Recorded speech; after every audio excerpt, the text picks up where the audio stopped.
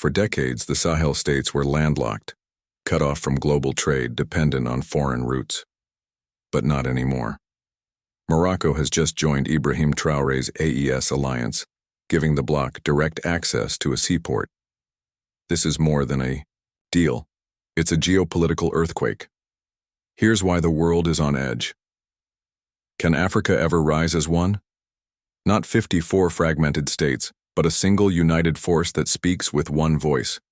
For decades, this dream has echoed, but remains painfully distant. When Burkina Faso's president, IBRAHIM Traoré, stood isolated, targeted, and nearly overthrown, where were Africa's leaders? Most were silent. But one unexpected voice rose above the silence. Not a president, a king. The King of Morocco. A representation of diplomacy, legacy, and now Pan-African unity. The Moroccan king took a different route while others remained mute. He didn't merely provide words of encouragement. He sent a message of solidarity. Furthermore, he presented a gift. And what he did sent shockwaves across the continent. An uncommon and potent move that has the potential to alter the direction of the AES partnership. The king provided access to Morocco's Atlantic ports, economic channels, and military cooperation at a time when Western powers and even other African nations are shunning Burkina Faso, Mali, and Niger. A game-changing strategic move. This goes beyond politics. It's a spark. A moment that serves as a reminder that we may still be united, that another African country can reach out while the first one is standing alone. Perhaps we don't need to wait for the far future. Perhaps the few who choose bravery over silence and fraternity over boundaries are already sowing the seeds of a unified Africa. Perhaps one of those seeds was recently sown by the King of Morocco. Africa as a whole. When, not if, is the question. Many African neighbors have chosen to ignore Burkina Faso, Mali, and Niger as they struggle to regain their sovereignty and recover from years of insecurity. Nigeria, Ivory Coast, and the former Ghanaian government are examples of Western African nations that have provided little to no assistance. Even worse, some have deliberately harmed these Sahelian countries. They have sided with foreign forces rather than offering solidarity, which has made it more difficult for the Alliance of Sahel States, or AES, to fight insecurity and regain control of their regions. Benin and Ivory Coast are now prime examples of this treachery. These nations have opened their borders to France, enabling the AES to set up operation centers with the goal of destabilizing the area while it strives for independence from foreign domination. This isn't conjecture. Many people think that these foreign-backed attempts, which were supported from across the Ivorian border, were directly responsible for the failed coup attempt in Burkina Faso on April 16th. Africa's fault lines extend beyond its borders in this developing global impasse. They are about loyalty to colonial ghosts or to a self-determination-based future. In a region where tensions on the rise and isolation is increasing, one nation in North Africa has taken significant action, not just platitudes. Morocco has taken a different tack as Burkina Faso, Mali, and Niger deal with pressure from outside forces and treachery from their close neighbors. The kingdom's support for the beleaguered settled countries went beyond mere symbolism. It provided something far more worthwhile. Sea access has always been crucial for the survival of landlocked nations like Mali, Niger, and Burkina Faso. And for many years, the ports of Senegal, Benin, and Ivory Coast provided that access. However, such avenues have become untrustworthy, if not hostile, in recent years. Benin's seizure of Niger's oil exports in its ports just last year revealed the brittleness of regional cooperation. King Mohammed VI of Morocco has now taken a daring and unusual step by allowing the Alliance of Sahel States to access his nation's Atlantic ports. The declaration was made at a high-level meeting with the foreign ministers of Burkina Faso, Mali, and Niger in Rabat. The discussion was characterized by genuine fraternity as well as diplomatic gravitas. Morocco has provided the AES with access to international markets with this one act, avoiding countries that have abandoned them. It is impossible to exaggerate the importance. These landlocked countries now have a friendly and direct trading channel to the rest of the globe for the first time in modern history. Karamoko Jean-Marie Traoré, the foreign minister of Burkina Faso, said the incident reflected King Mohammed's love for Africa and Africans. Morocco's gift is a potent reminder that unity is still achievable, and that Africans' future depends on their support of one another during a time of conflict. Morocco's message was profoundly human in addition to being logistical. Karamoko Jean-Marie Traoré, the foreign minister of Burkina Faso, was clearly impressed by King Mohammed VI's deep understanding of the current situation in the Sahel. He talked about the king's sincere desire to establish relationships based on equality and solidarity rather than power or coercion. He remarked, "It's very touching," referring to Morocco's willingness to provide unconditional support for the development objectives of Sahelian countries. It was a moment that demonstrated the strength of genuine Pan-Africanism, not as a catchphrase, but as an active practice based on respect for one another. Add your voice to the total liberation of Africa by leaving a comment in the comment section below. Do not forget to like and subscribe for more informative videos like this one. Let's proceed. Abdoul Dab, the foreign minister of Mali, expressed his sincere appreciation for Morocco's unwavering support, calling it a royal pledge to African unification. According to him, the Atlantic port access is a game-changing move that has the potential to end the geographical isolation that has long impeded Sahelian development. DOP's admiration for Morocco's position on political changes, however, was arguably the most notable. Morocco has adopted a different strategy, one of discussion over directives, respect over meddling, while regional organizations like ECO and neighboring nations continue to put pressure on the AES coalition for a speedy return to civilian administration. By doing this, Morocco has become not just a partner, but also a representation of how African diplomacy may be rethought without interference from outside forces. Centered on shared growth and rooted in sovereignty, many people are unaware that this Moroccan initiative took time to develop long before the recent political unrest and attempted coup attempts. It was first announced in November 2023. This recent conference in Rabat was a reaffirmation of a pledge made by King Mohammed VI, not a new proposal. The king at the time stated that Morocco was prepared to open its port, rail, and road systems to the Sahel countries, provided that the AES countries built the necessary local infrastructure to connect to Morocco's already existing communication and transportation systems. It was an ambitious strategy that called for long-term dedication, teamwork, and vision. This gesture's purpose has always been obvious.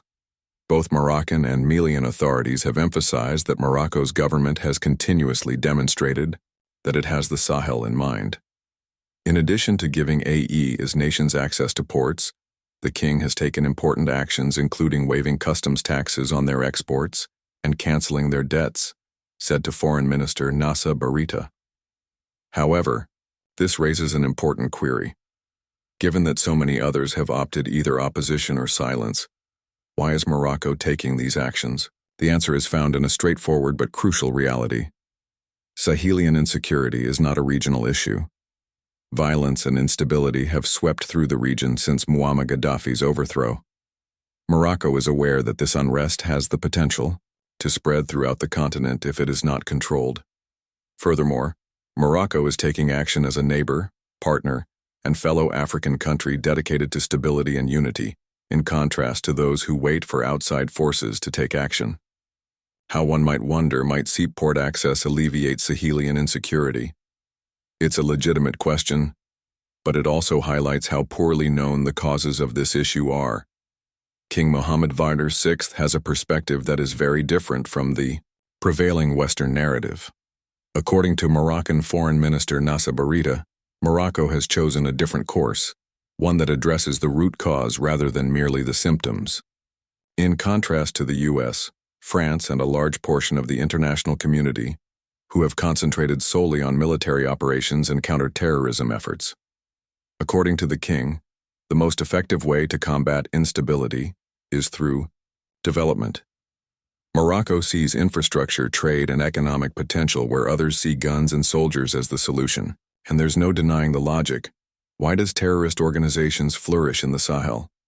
Because they prey on the forgotten, on villages that are so destitute and abandoned that the prospect of food, cash, or even just survival is sufficient to entice people to visit. These extremist organizations infiltrate damaged neighborhoods and give the weakest members of society false hope. Child soldiers are cultivated from children, some as young as 7. Hatred is not innate in them. They are hungry from birth. However, what if those same towns had functioning roads, clinics, schools, and jobs? What if there was hope for families? Extremism wouldn't have a place to grow in that world.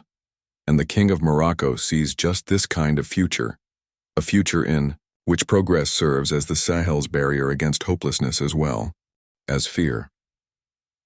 Beyond geopolitics, history, and principle, Morocco's audacious ambition has a deeper motivation. Morocco and the Sahelian nations have a long history of supporting one another and standing together. King Mohammed VI has always valued these relationships and fostered them with words and deeds. According to Foreign Minister Nassa Bourita, the present royal endeavor is not a singular gesture of kindness. The king has long made a personal commitment to support the Sahel countries during times of need. This is the ideal representation of African togetherness, cooperation, fraternity, and steadfast support, not rivalry or censure.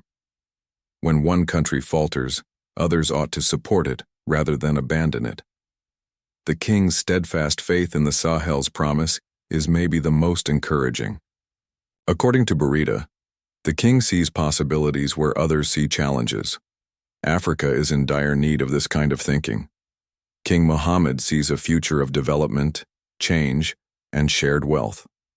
In contrast to those leaders who see the area through the prism of crisis and instability, he opposes shortcuts and flimsy fixes. He contends that the only viable course of action is to make genuine investments in development. It stands in stark contrast to many African governments' silence, particularly with regard to the AES, because the military-led alliance of Mali, Niger, and Burkina Faso has demonstrated a greater commitment to African integration than most of the continent's so-called democracies. They have steadfastly maintained their sovereignty, resisted foreign domination, and dared to envision a united future, one created by Africans for Africans. A pivotal point in African geopolitics occurred in July 2023 when a coup broke out in Niger, and ECO was threatened with military intervention. Under their own military command, Mali and Burkina Faso united to defend their neighbor in the Sahel. The fact that these 3 countries had not yet established a formal alliance at the time added to the impact of this act of solidarity. The inherent intricacies of their transitions were still being navigated by each leader. Nevertheless, they acted without hesitation in the face of a shared peril. Their stance was ambiguous. It would be deemed an act of war against all 3 if MiG were attacked. That one statement served as the cornerstone for the current AES bloc solidarity, a fraternity built in times of hardship rather than comfort. Over time, this sense of camaraderie has only become stronger. The governments of Niger and Burkina Faso reacted swiftly.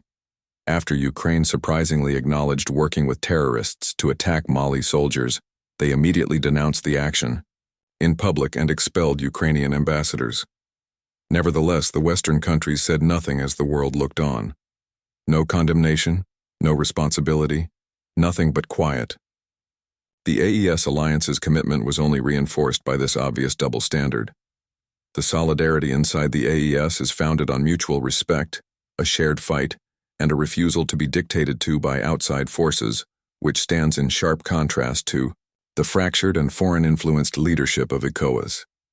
The EAZ has put sovereignty, security, and real African-led solutions first, while others just concentrate on applying pressure on these nations to revert to civilian control.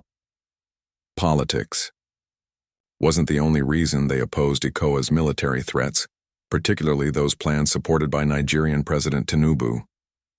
It stood for Africans' right to self-determination, dignity, and autonomy. Threats, however, were not enough for ECOWAS. It placed Niger, Burkina Faso, and Mali under harsh economic sanctions. sanctions that severely damaged their economies, which were already precarious. The impact was swift and devastating in Niger. Nigeria cut off trade and electricity, leaving hospitals without basic supplies, medicine, or electricity. The loss of hundreds of lives was due to policy, not war. ICAOS defended democracy as justification for this. However, what do we say when the populace backs the very military regimes that is attempting to overthrow? If democracy is genuinely about the will of the people were not coerced into these coups. They were accepted and even celebrated in certain places. ICAO decided to mimic the Western response rather than comprehending this more complex situation. Isolate, punish, and exert pressure. The blatant hypocrisy is what makes this even more perplexing. Despite claiming to support democratic principles, the bloc turned a blind eye to the coup in Chad. It is obvious that the question is not only one of democracy, but also of which governments support Western interests. Furthermore, the African Union has not demonstrated superior leadership. The AU was absent when Mali first experienced insecurity. It waited until it was too late to take action, failed to communicate with Malian authorities, and made no effort to identify the causes of the situation. Mali was forced to summon French troops after being left on its own. That initiative, however, did more harm than good. Years later, the region is more insecure, the bloodshed is worse, and the promises of foreign assistance have become tainted memories. Morocco's strategy, on the other hand, which provides access, solidarity, and support, stands out as a unique and welcome illustration of what true African unity may entail. The reality is obvious. Only through unity and integration will Africa's future, its prosperity, stability, and independence be realized.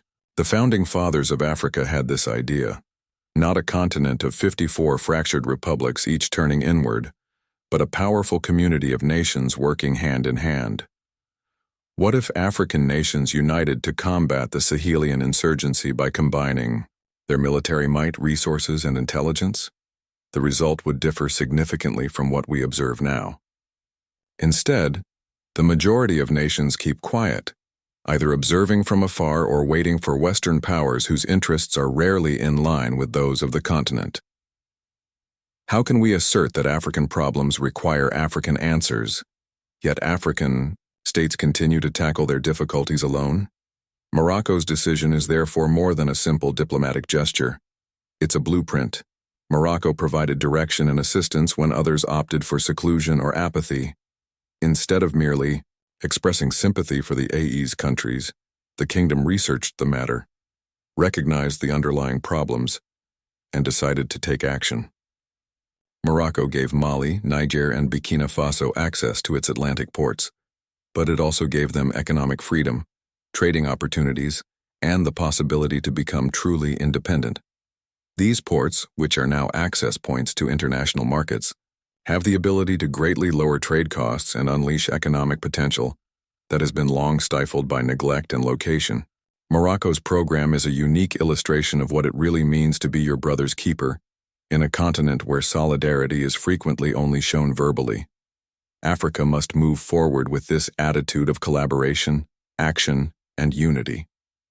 Morocco deserves praise for this fantastic endeavor.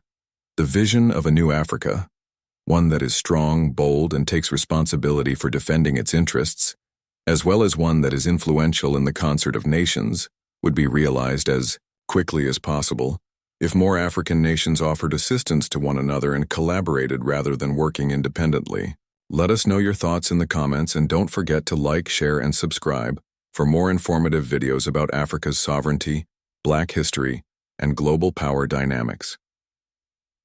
The world has watched the rise of the AES alliance, Mali, Niger, and Burkina Faso, led by bold leaders who've rejected foreign dominance and championed African sovereignty. But now, a new chapter has begun.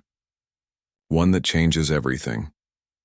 Morocco, a major North African power with strong international ties and a strategic coastline, has officially joined the AES. This decision sent shockwaves through Europe, the UN, and international economic circles. Why? Because with Morocco's entry, The alliance just unlocked something it never had before: a seaport. For decades, the Sahel countries have been trapped in a logistical and economic stranglehold. With no access to the sea, they relied on foreign-controlled ports, often in hostile or exploitative territories, to export their resources and import vital goods.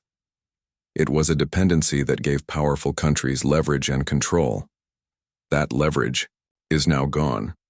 With Morocco's coastline and modern port infrastructure now available to the AES, the alliance gains not only direct access to the Atlantic Ocean, but also an independent gateway to global markets. This shift doesn't just improve trade, it redefines it. Gold, uranium, cotton, oil, and other vital resources can now flow through an African-controlled route. No middlemen, no interference, no permission slips. But the importance goes far beyond trade. This is a political victory, a message, a line drawn in the sand. The West, particularly France and its allies, have long used geography as a silent weapon, trapping landlocked African nations in cycles of economic dependency.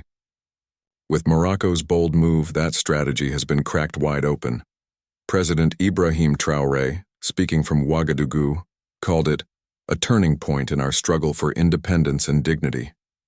He praised Morocco's leadership for seeing beyond borders and choosing African unity over Western pressure. His words were sharp. Today, the sea is no longer a wall. It is a bridge between brothers, not masters. Morocco's decision didn't come lightly. It faced intense lobbying, from European nations urging it to stay neutral. But the Moroccan leadership, recognizing the tide of change sweeping across Africa, chose to stand on the right side of history. The people responded with celebration. Across the Sahel, flags of Morocco flew beside those of Mali, Niger, and Burkina Faso. Social media erupted with praise, calling the move the beginning of the African century. Young Africans saw hope, not just in speeches, but in action. This isn't just about ports or politics. It's about power, finally shifting into African hands. Because when nations unite, when walls fall, and when the landlocked gain access to the sea, the world must take notice. IBRAHIM Traoré and his AES brothers have proven that sovereignty isn't given. It's taken, built, and protected. And now, with Morocco standing beside them, the message is louder than ever. Africa is rising, and this time it's sailing on its own terms.